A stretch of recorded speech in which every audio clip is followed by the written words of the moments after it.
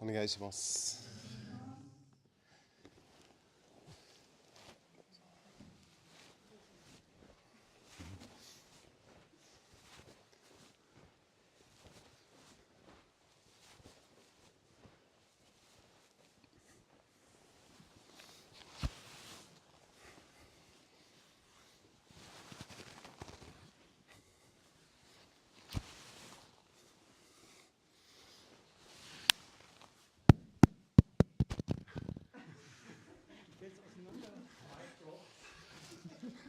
So, the sound system is already gone. Okay, sorry.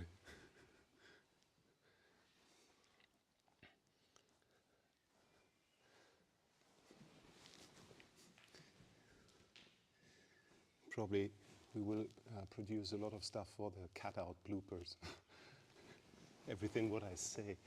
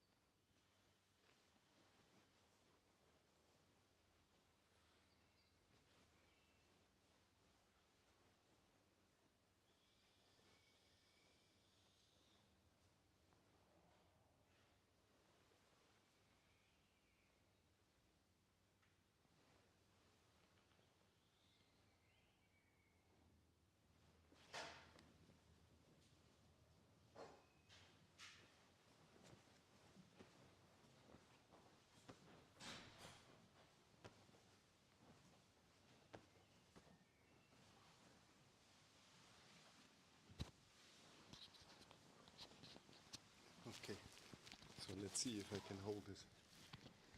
Or if it will collapse. Ah ja, Alfonso, onegaishimasu. So just yakuhan preparation again.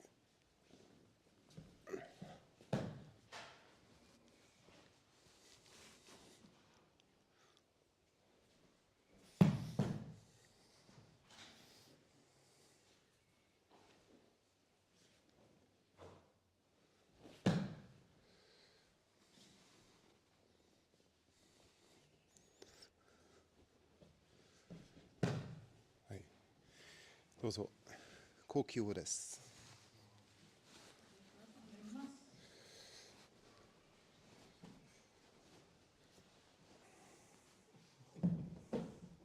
Okay. Okay, okay, okay. So, I'm thinking maybe it's better again to leave this corridor so the camera can see also my leg work. Yeah, if you sit beside the corridor, that's fine. How is it, Magda? You can see the picture. Is that picture fine? Can you see what I'm showing with my feet? Yeah, should be. Yes? Maybe? Maybe the translation is late. The sound system is late. Okay, so I was just thinking about if this is going to YouTube and the whole world can see it, and it's not like Zoom before where it was more likely like a private class or a private recording. Sometimes it makes sense to explain some basic understandings. Now, of course, first of all, we both have to recognize and understand the positioning of Hanmi. So, of course, we are not in front of each other or sideways, but half body position, in half body position, Hanmi is the meaning of that. Now, both of us have the idea to get this other hand out of, or keep the other hand out of reach. So if I would try to reach out with my hand to Björn's face, he could use this to make me stop reaching him. Or he must use this. So if I can do this, why shouldn't I? If I can come to his face, why shouldn't I? This is what we understand as atemi. It's kind of, if you find an opening where you can reach to with a strike or with a punch or whatever, it's possible to use it. And it's for both of us, same for him. If he would be able to reach out with his other hand to me, thank you, then he could use it. Now, if he tries that, but I put my hand or this point in between, it's not so easy. So if he wants to, let's say, take this other hand and let go here, of course, he will be open for a certain moment. And this opening, I should be aware of, as well as he should be aware of. Both of us, we have to recognize how is our positioning to each other, towards each other. And we both, let's say, respect this as a, let's say, formal distance. What we should not, let's say, lose, for instance, if I move myself here, it's dangerous for me, as well as for you too, but we cannot stay in this position. You know, both of us could probably use the second hand, second arm to reach out. You too, same to me. So this distance is a basic understanding what we have to apply. Now, if I start moving, for instance, my knees and my center, so I affect his balance, Björn can react, let's say, in certain ways. Some of the ways are critical or difficult or maybe not good, and other ways are better. So for instance, if I would show ukemi and you start moving this point, if I react like this, of course, I bring my face into the reach of his hand. Now, if he affects me and I start losing my balance or changing my balance and there's this kuzushi happening, I need to use my whole body to realign, to support myself, but not lose my upper body or open my face to it. Same for him. If he would just drop to the front, of course, it's not good. His second hand is out of reach, but mine is in. That's why uke needs to lower the position as soon as there is the effect of kuzushi. Okay? So second, if we move continuously, or if we continue to move in this kind of understanding, this kind of preparation, kokyo, I want him to do a step. So from his position in the beginning, I want him to step forward. But he needs to understand there's a limit. If he steps further forward, he cannot go there. Okay, so my second hand, as well as the opposite I already explained, it's the same for him if I move there. But go back. So if he moves forward, there should be a limit for his foot coming in. So he's still in control and distance to the connection point. So this hand, my second free hand, is not yet able to hit him or to reach. Now, but that's exactly the moment where I redirect towards the backside where he is not stable. That's why this kuzushi follows through to nagare.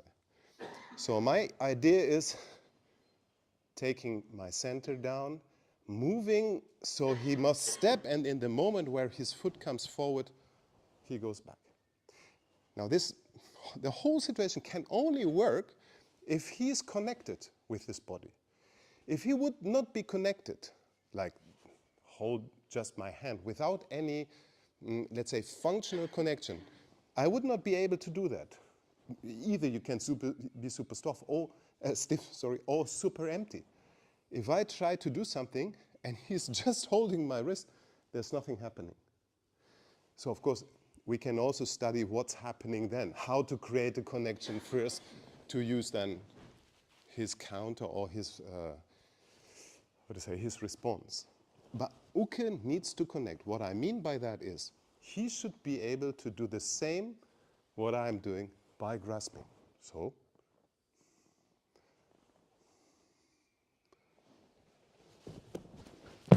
only then, if he can do that, only then, there is a functional connection. If he can't do that, there would be no, let's say, functional idea of attack. So, now try the other side around. So, first it was he grasping me. Now, I'm still tori, but I'm taking connection from outside.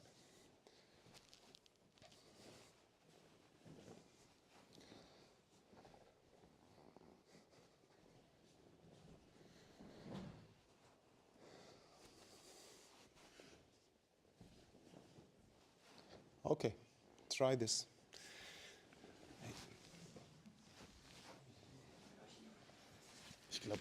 Okay. Okay, let's make that even more sensible. So we take Moro Tedori.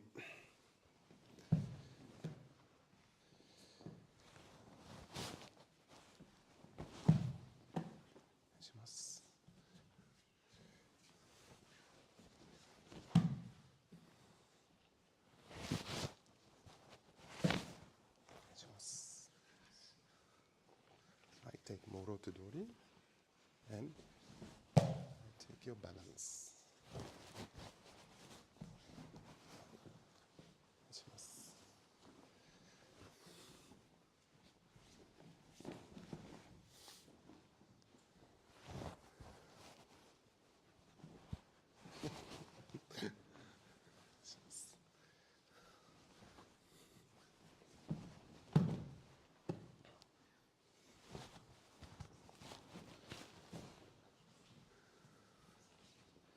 So the mechanical process is like that. Because I bend my knees and take down my center and realign my upper body, shoulder, as described already in the last YouTube video for the work. I actually influenced his balance, so his weight has shifted from center to the front foot. Now, I turn and make him step, and I turn to the opposite to take his balance completely. Of course, now I showed it very slowly, step by step. First, I relax. His front foot is not free because his weight has shifted. Now I can make him step a little bit, and exactly in the moment when you're stepping, I counter the movement to the opposite side. If you want, you can call it kaisi, like in kotegaeshi, to return the movement from the one to the opposite direction. It's one of the basic movements what you can use. That's all what we use today. Now, of course, there's many more from this influence. If he's not free, what we're doing now is step and counter movement. Now, instead of that, you could also use irimi, so entering, or as I always say, all the form-based principles, kaiten, turning, or shio step, so to change like in shio nage. What else? Tenkan-ho is another nice form to get behind this kind of point of connection, so he drops his weight and his balance to the front. But now it's only kaisi. He steps, so I immediately return the direction to his backside when he steps forward. Actually, if you want, you can also do it opposite. So if you make the partner step backwards, take him forward. What? Sometimes we also practice kaisi in not horizontal direction, but vertical. Oh. So up and down, or down and up.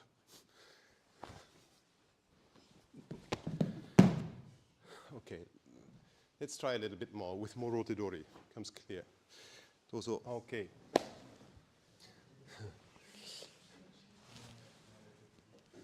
It's always like that. If I start to try to explain what's going on, it becomes more and more and more details coming in. So last week, we already discussed this kind of idea. So instead of trying to move uke by doing something towards him or pushing or pulling or moving against, we do something to ourselves first. So first, we need to rebuild the awareness for how to use the body. As I always say, the knees are flexible and easy to move. They are not strong or high, extended. They are always slightly bent so that you could move immediately both feet. Of course, the ankles are also free. Nothing is locked. Now, the second part always is how you take down your diaphragm and hold or build some expansion of your center. As if you would try to, let's say, stretch your belt, your obi. And then, of course, also to realign the shoulder axis, shoulder blades, collarbone, and the spine, so that your arms can be completely loose and soft. So last week I already showed, if you suddenly would let go this connection, my arms just drop. There's no push, no nothing like that. The same thing is to be applied if you are in this position now. I don't want to do something on you. I just move myself within the same understanding or with the same conditions what I described before. Even if I take morotedori grasp, it's my knees, my center, and my upper body who's used like I described first. Now, you could see his position has already been influenced. His body is influenced because I connect in that way to him. Now, without trying to do something on him, I move myself, for instance, by turning my center. Now, the effect of turning the center towards this kind of connection affects him losing his balance even more. And when he steps, I counter move. Okay? I don't want to move him like so. No, just myself I want to move. But in feedback by connection with a partner.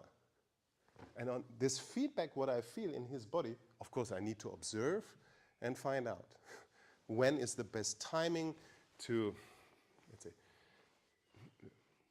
do this process, do the counter movement, for instance, in the moment when he steps. If he's not stepping, I cannot do it. If I try harder, it doesn't affect. Well, he will hit me too, yeah, because I open up. Now, in opposite. Okay? So, well, of course, that goes a little bit before the actual practice today. Today we started to take the influence first from Tori side, like this, katate dori, first from Tori side. What I showed you because this is how we always practice. Now then we found out, okay, but it's important that you can do that also from uke side, to use your body and your understanding how to influence the partner's kuzushi, the partner's balance, so that there is a kuzushi. And then we even said, like, make it more easy for uke, if I'm uke, because I'm grasping. Because with the two hand, you have more abilities, or it's more simple to take the partner's balance. So that was the process. But still recognize how your body is. And don't try to move your partner. Move yourself. And by the feedback process, you can see how that works. If it's not efficient, it's okay. You try out. But your target is to make that as easy as possible. Okay? Well, a few more minutes. Those are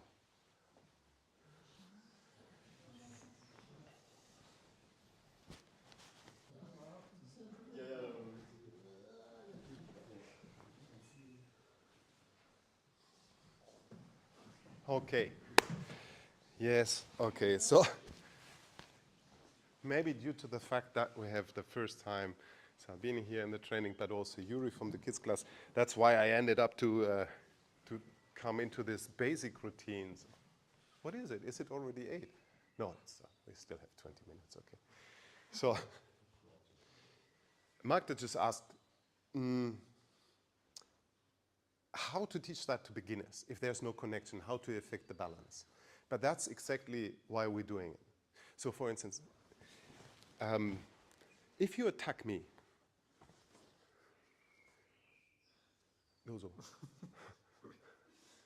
yeah, if you, okay. So now we say, this is your attack.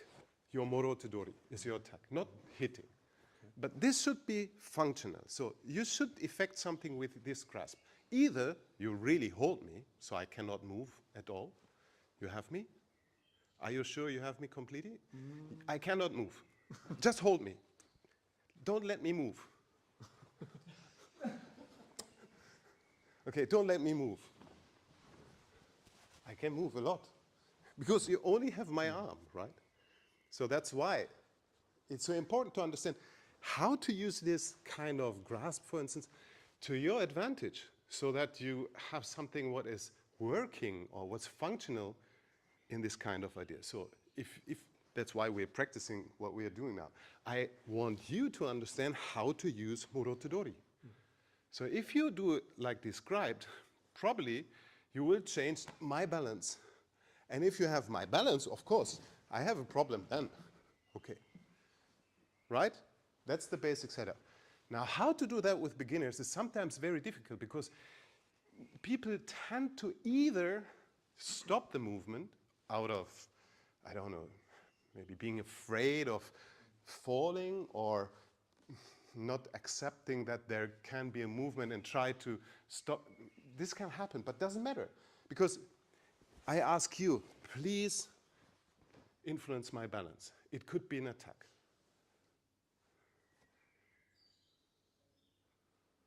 Okay.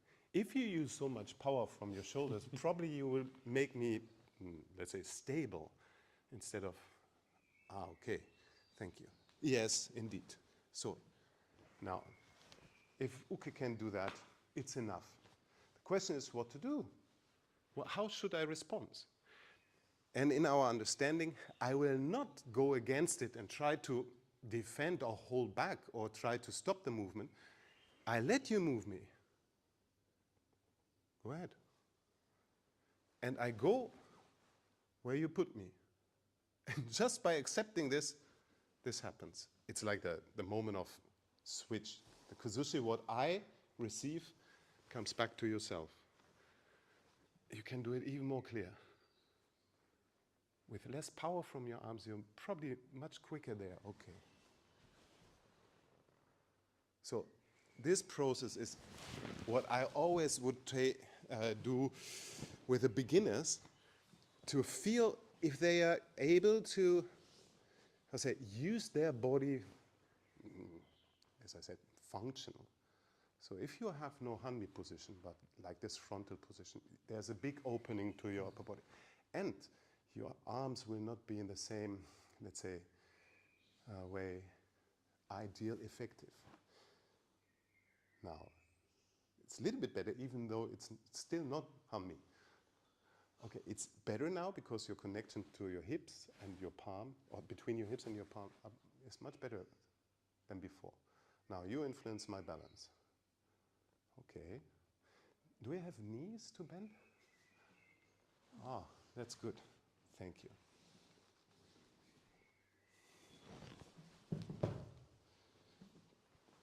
Okay, try again. I wait for you. If you influence my stand, now you're actually taking me there.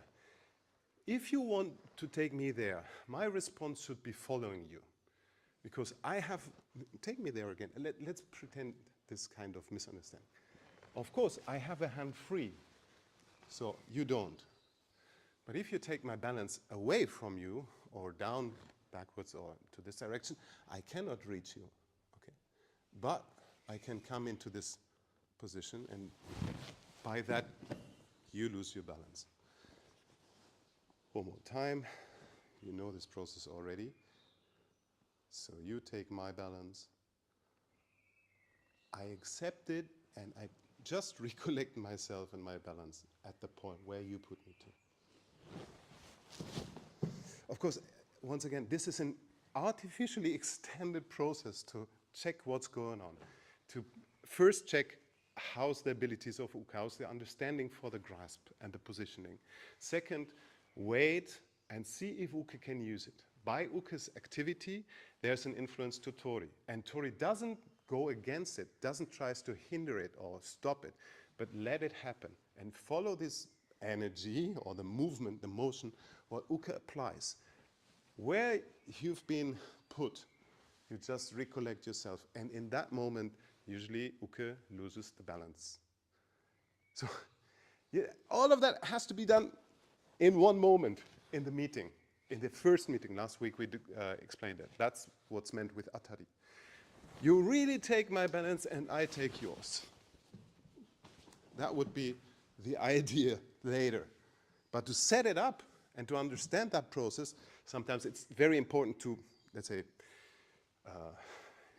explain it in many, many little details. Okay? Let's go.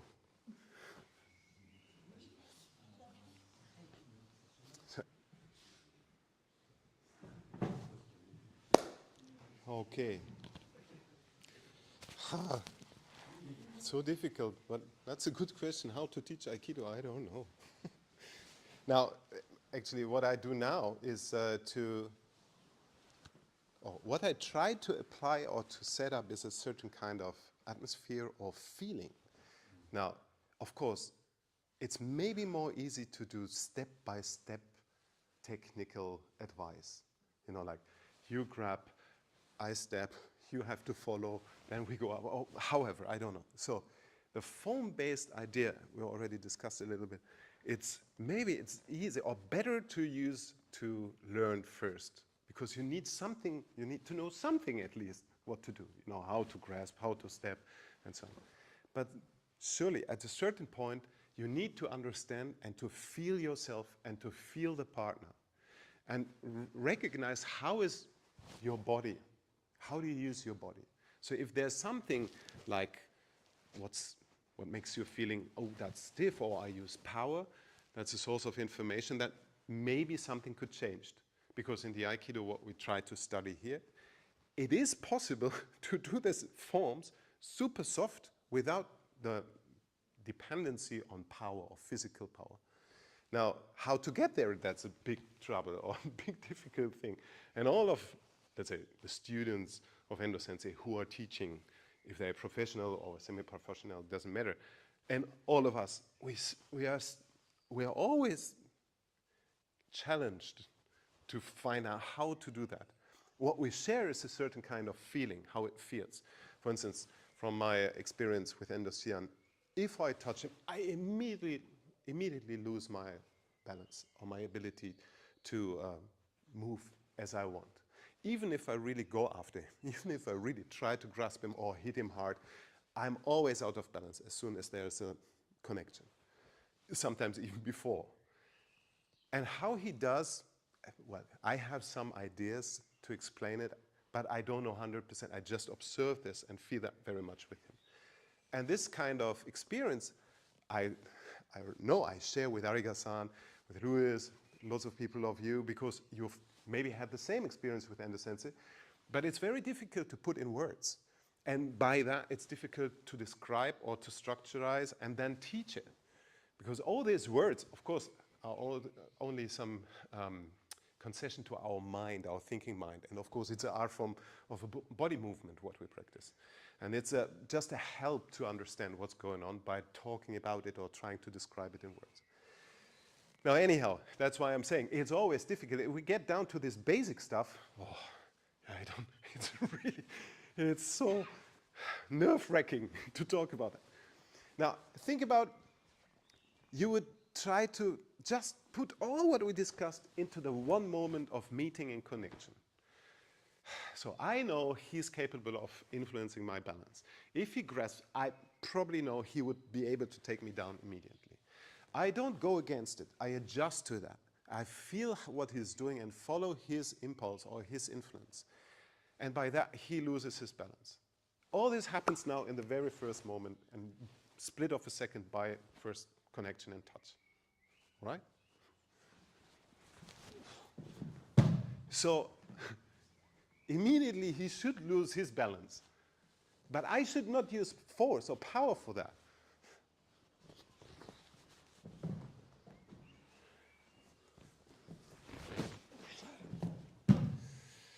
And of course, that could be a form. It could be taught as, okay, I put my knees down, I turn my body, I bend my elbow, I get behind this point by a step forward, another step behind him, and I drop my arm. This could be the form, what is also possible to explain. But now, you just try to condense all your feeling and all your ideas from this class into the one moment for Kokyo-ho, all right? So difficult. Das können wir nicht machen. Wir greifen mit einem gewissen Gefühl für die Position und so weiter zueinander. Aber das muss man alles erklären oder alles mal auflösen. Ja? Hey.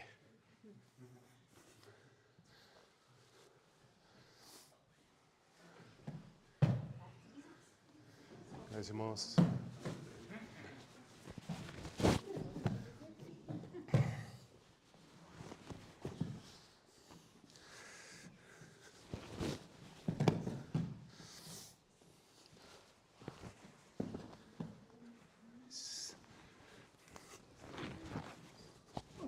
Oh, Moment, ich sah da nur aus dem Augenwinkel was kommt.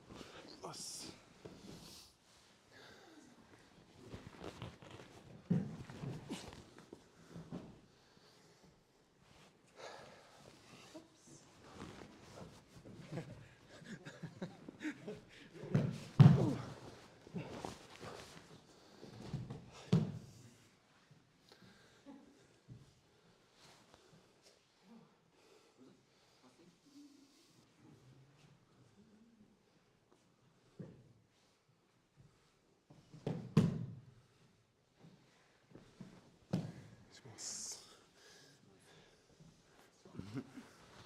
Morote.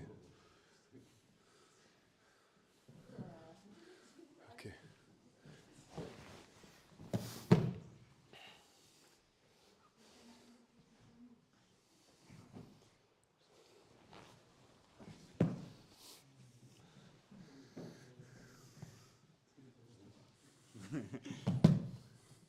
Weiß gar nicht, ob ich dazu kann.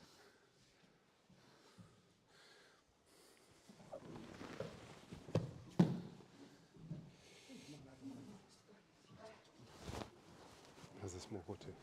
Du greifst immer hier am Ellbogen. Morote ist da. Beide Hände beieinander. Genau. Jetzt muss.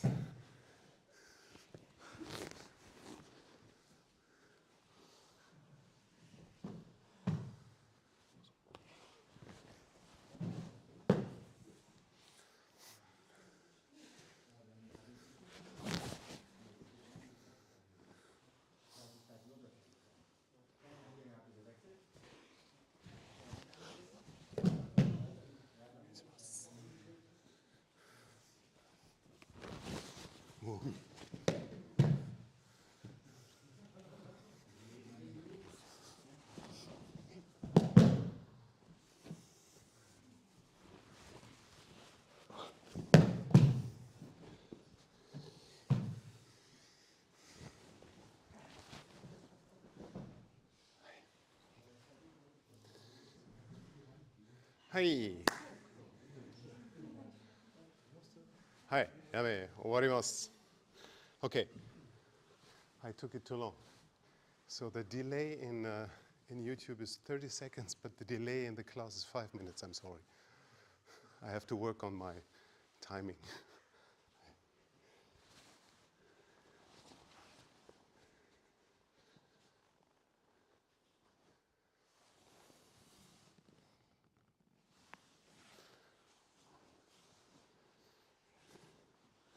Arigatou gozaimashita.